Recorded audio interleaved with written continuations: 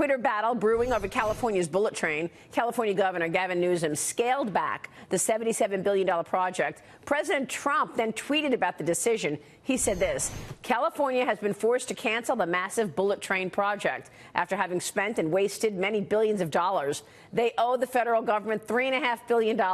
We want that money back now. Whole project is a green disaster.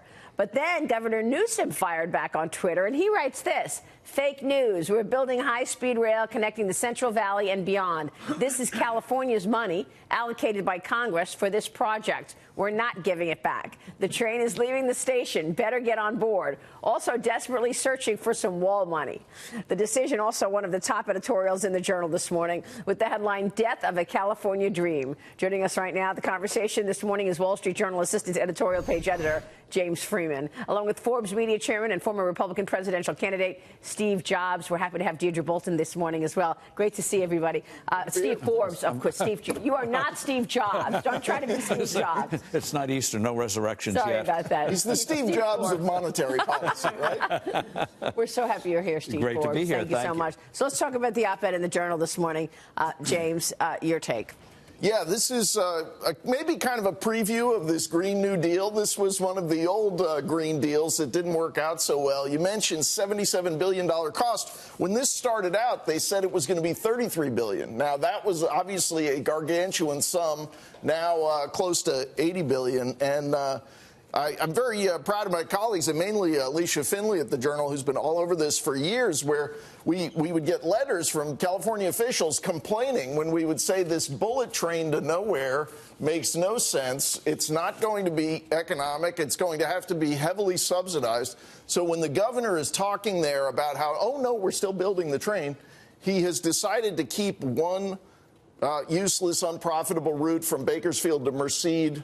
No economic argument for it. This is a political decision. It is going to waste more money, but not as much as originally planned. It's really between a rock and a hard place, right? I mean, what did he have to do? Instead of a full-out retreat, I mean, the next best thing was just limiting it, right, at this point, just to cut the losses. Well, the whole thing was Jerry Brown's pyramid. You know, the pharaohs would build pyramids for themselves. This was his pyramid. And against all evidence, it was not going to work. The whole thing on mass transit outside of corridors like New York makes no sense at all. It tells you where you have to go, and when you get to where you go, you still have to have a car.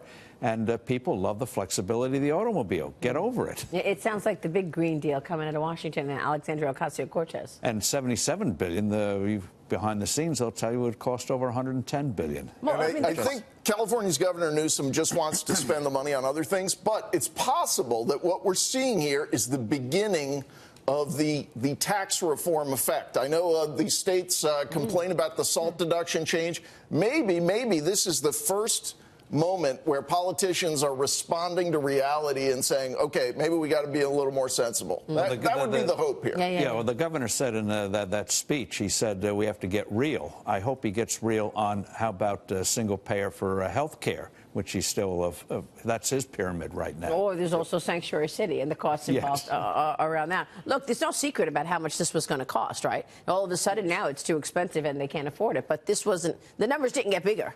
No, and I mean, if it had worked, it actually would have been interesting. Had it worked for the original price of $33, maybe it would have been interesting. If you talk to enough people who drive in California, I think there was a certain amount of interest at 33, but maybe not at 77, and then the 77 that doesn't work.